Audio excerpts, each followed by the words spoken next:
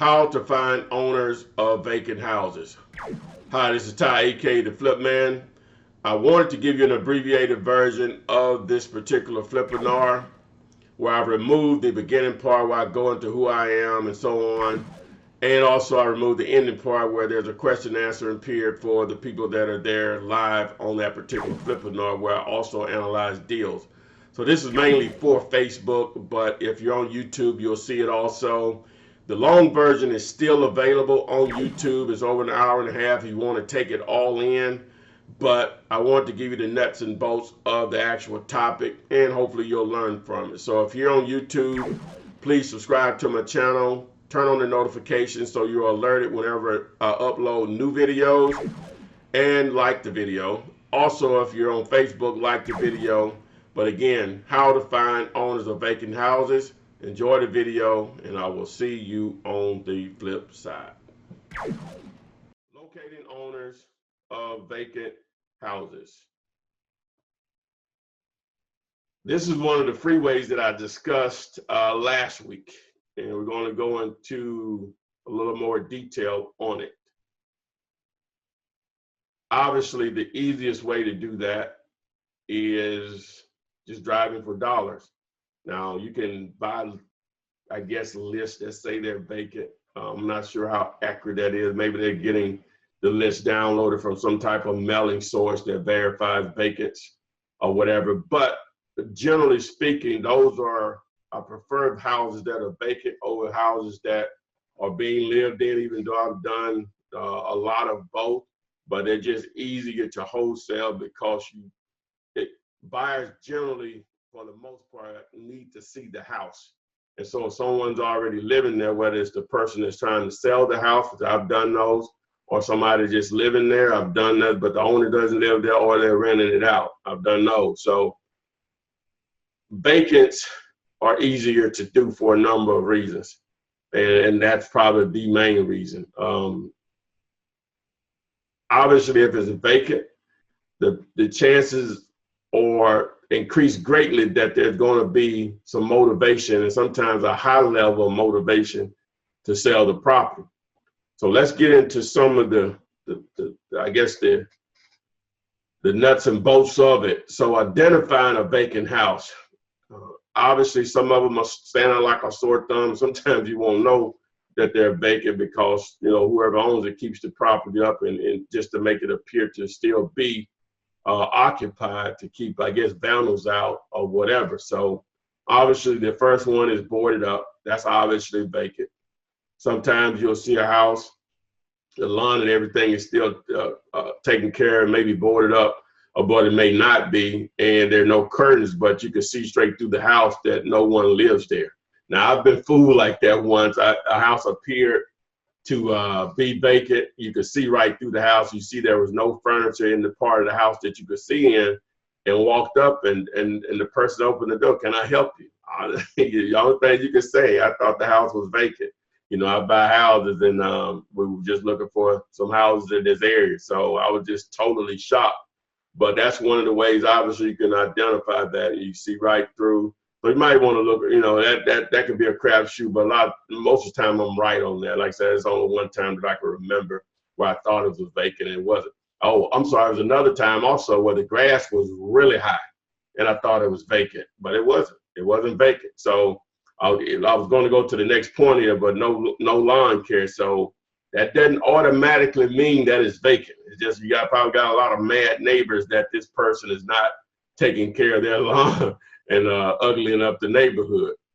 Sometimes you can notice that the mail has piled up in the mailbox. If it's one of those mailboxes, well, it could be on the street or it could be on the actual the structure. You know, a lot of times they're near the door, and you can see where the mail is just piled up in there, and it looked like it's worn. Not that it's really piled up, because sometimes they can receive a lot of mail at once, but the mail look like it's worn, meaning like from sun and from wind and water, you know, rain.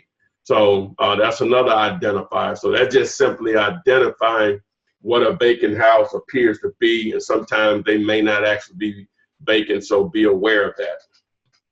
All right. So the rest of the street. Now, whenever you identify vacant houses, you can, in a lot of cities, I know especially in Baltimore, I get calls from people, non-students and non-students, and just may actually be a general question if I don't think they're trying to get a lot of information for free, but they'll mention a house. They'll mention a house, and my question is always going to be, how many other houses are vacant on the street? Well, it says there's probably 3 or 4 that are right together. It's rare you're going to be able to do something with that. It's rare. Now I know they have, just using that city, they would have what they call row houses. So it may just be 4 or 5, and then the rest of the street is okay. That may work, but generally speaking, I really don't like to see more than 2.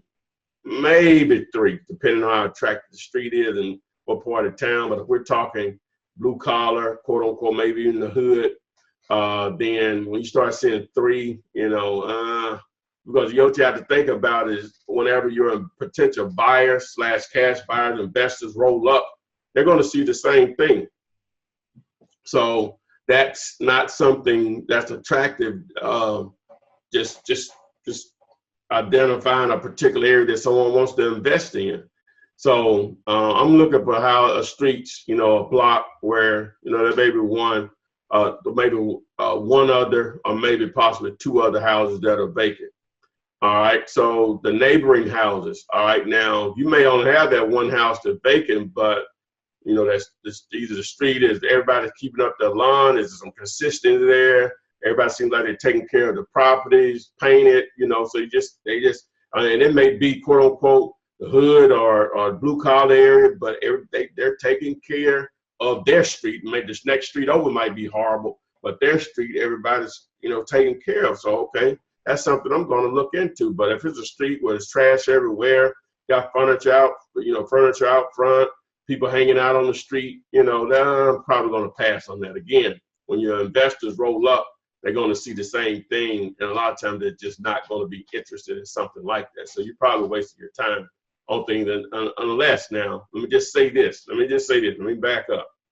Sometimes if you can get it cheap enough, and that's going to be relative to your market, but explain that situation in my market, if I can get it for between maybe $1,000 and $3,000, I may just give it a go, put some bandit signs out in the area. Sometimes you just get people that grew up in that area. They don't look at it the same as an investor that would never live in that area. But people that grew up in that area and may still live there, but they have 6 or 7 grand laying around, and they always want to try to invest in real estate, blah, blah, blah. Hey, boom, you could pick up 3 or 4 grand quickly. You know what I'm saying? Just by putting out signs there. So again, if I can get it cheap enough, describing that type of neighborhood, what I just described, that's what will work for me. So in someone else's market, that may be $20,000 or $30,000, still in that type of neighborhood from what I'm explaining. All right, so again, as I explained, low activity, hanging out, I explained the rest of the street. That matters. So the visual, that you have to think in terms of the investor when they're rolling up, what are they going to see? And a lot of times these people do not live in those areas, so they look for something as close as possible. Hey, I could possibly live here. A lot of times it doesn't matter what it's like, but you know what I'm saying. Consistency or cleanness of the street, as far as the other neighbors taking care of their property, and not that many vacant, not a lot of people hanging out on the street, and so on. All right, so methods of locating on. So you've identified a property that you say, hey, this sounds like something I should target. Well, the first thing is the tax bill has to go somewhere. And what I mean by that is that all real estate, whether it's vacant land or a structure on the house, whatever, is being taxed. That's how stuff gets paid for. It's one of the ways how stuff gets paid for is through real estate tax. So the tax bill has to go somewhere. So that starts with either the county or the city, depending on how your municipality, how your taxes are paid, where you live.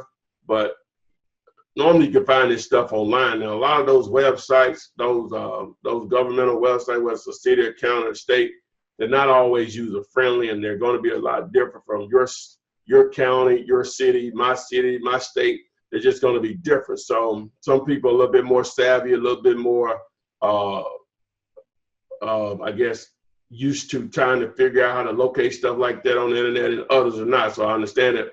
So if I wasn't as internet savvy as I am, what I would do is I would just simply to do one or two things. I'll pick up the phone, call, find out, the tax assessor, maybe call some tax collector, maybe call something different in your state or your market, and find out what's their website, and can I search property owners on the site, who owns the property through that site. And then they may give you an idea of, now you can't do it through the tax site. Here's the other site to see who owns the property, or here's the place on the site where you need to go. Now, sometimes it may be difficult to get someone on the phone to help you with that. You may have to just actually go down there. I'm not beyond that. So, and I'll stand around and I'll look and see how some of the people that are working there and how they're handling customers ahead of me, and try to choose the one that seems like, hey, they may be the most helpful. Sometimes if it's females, me being a male, they'll work with me quicker than they will with a female, and vice versa. A male will work quicker with a female, so sometimes you play some of them games also, or whatever. But anyway, so those are the ways that you do. So the tax bill has to go somewhere. So that's what that means. All right. So neighbors. All right. So you may not have any luck even after you find who owns it through the tax bill, but you now have their name. So you may just go back out and just knock a few doors, the house on both sides of it and across the street. A lot of times those people know what happened with that house. A lot of times these people know, especially in the older neighborhood where you see a lot of people have been there for 15, 20, 30 years. They know exactly who owns the property. They may not know how to reach them, but they know who owns it. But a lot of times they know how to reach them. So, you contact the neighbors. You want to give them an incentive to actually work with you. You don't want to say, give me the person's name, the seller's name. You leave your number. Let them know, hey, if I buy this house, I will give you a $500 referral fee after we buy it, or $1,000, whatever the number is. So you give them an incentive to make it happen. All right, so Google is your friend. Sometimes it's just as simple as, once you get the person's name, just Google their name. Maybe go to whitepages.com and their information is right there. I've done that a lot, a lot. Especially because you're dealing a lot where a lot of people have cell phones and they don't have house phones, but the age group that owns a lot of real estate, especially real estate that's paid for, are people in their 50s, 60s, 70s and older. A lot of them still have residential phone lines and their phone numbers are listed. And it's just, as I said, a Google search away. You may actually know their actual mailing address, so you Google their name and their mailing address. If they have a listed phone number, it's going to pop up. It just is, so you may have to search through some sites and you'll just notice their name, their address, your cell phone number. Normally, that's going to be their actual landline number. So keep that in mind. Google is your friend, just like YouTube is your friend. Guess what? Google is the mom of YouTube. Google owns YouTube, if you didn't know that. Food for thought. And we're on YouTube now. Bless YouTube. Social media. So now if you get a phone number sometimes and you're finding it difficult to reach that person, social media sometimes is an option just by doing a search on their name. A lot of people that you wouldn't think are on social media, they are. And the simple reason is, and I didn't learn this, I didn't come up with this, I just saw another guy mention it, made sense, is that, I think it was Gary Vaynerchuk, but he said that Facebook has aged up, meaning that a lot of times the reason, like, I know my mom wants to be on Facebook and she's 70 plus, right? Everybody, what I'm saying, she been begging me to walk her through it. I just got to take the time out and do it and set it up on her tablet. But a lot of times the older people want to get there because their grandbabies or their kids or great grandkids are there where they can actually view them. Not really maybe the kids themselves, but the parents may post the kids' pictures out there and they just want to see what's going on. It's just people live their lives out on those channels. So that's a way to possibly reach out to someone. I've done that. Hadn't closed a deal from, but I have been able to reach out to some sellers that I was looking for through Facebook and found them, sent them a message. They responded. No, I'm not interested in selling at this time. Probably reach out to them again. But that all comes from because I located the name, because the tax bill has to go somewhere. All right, skip tracing. Now, the site here I have here is Intellis.com. And basically go there, it's just one of the people search sites. There are plenty others. but that's the one I like to use, and it doesn't cost that much per search, maybe 99 cents or $1.99. Sometimes they run a promotion where you can get a pass for $9.95 for 24 hours. But when you do that, you want to have multiple names that you're searching for. So you do a search on there, a lot of times they're going to come up with a phone number and an address. It may not be the current, but also what it's going to do is come up with a list of possible relatives. And so sometimes the relatives' information is clear as a bell there, that you can reach out to them by phone or mail, but by phone, by just doing a cross search on the relative's name. And you just pick up the phone, and again, it's the same thing you did with the neighbor. Let them know who you are, you're interested in about a property, show that their relative owns the property. You give them an incentive, $500,000 if you buy the property. So you leave your number for them to contact. So they just get an incentive. So those are ways that you can locate on. And obviously, some of the ways that you're going to try to contact them is through direct mail, by phone. And you can, if you're going to be there, you can be this bold. You take a bandit time, and I've done it before, and but the result wasn't good for me. But I've heard others where the results were good. You actually either nail a sign in the yard. I actually nailed it up on the house. Now the house was really torn up, but they called me like it was a brand new house. Come take that sign down. And I went out there and took it down, you know. So, but I've had other people say they put a sign on it and the person called them and they did a deal. It didn't work out for me. I'm one of those people that I don't even know how I function. That's why I know if I can do this, anybody can do it. I didn't do it anymore. You know what I'm saying? Because of that bad experience or whatever. So, but again, that's just another method. So direct mail, obviously you can pick up the phone and call them. And you can go in, if you're bold enough, put a sign in the yard or on the actual house itself. And if they're monitoring it, or again, if the neighbors are, you know, they'll give you a call. It may be good, it may be bad, but there's some motivation there. They call you there, bam, there's a deal. You could do that a lot. In reality, you can put a sign on a lot of vacant houses, and you know, but again, you know, the results may vary as far as people calling you and what the responses may be. So again, here we go. That's on locating owners of vacant houses. You can go back and go.